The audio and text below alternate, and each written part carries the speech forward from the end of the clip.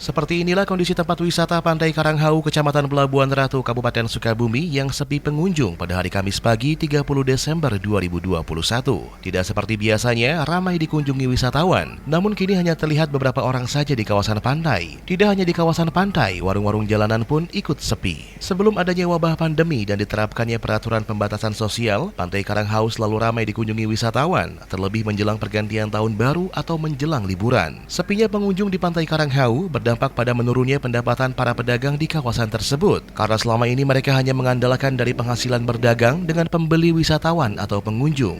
Menurut salah seorang pedagang di kawasan Pantai Karanghau, Ibu Eni mengatakan, dulu sebelum pandemi dan adanya pembatasan, wisatawan penuh dan dagangannya banyak pembeli. Namun saat ini hanya cukup untuk jajan anaknya saja. Tahun baru dulu rame, sekarang mah sepi. Itu kan waktu dulu mah sebelum tahun baru seminggu teh udah rame lah, pengunjung ke banyak, penginapan pada penuh-penuh, pengunjung yang nongkrong juga banyak. Sekarang nggak ada, paling 1-2. Nggak ada, jauh berbeda lah pokoknya.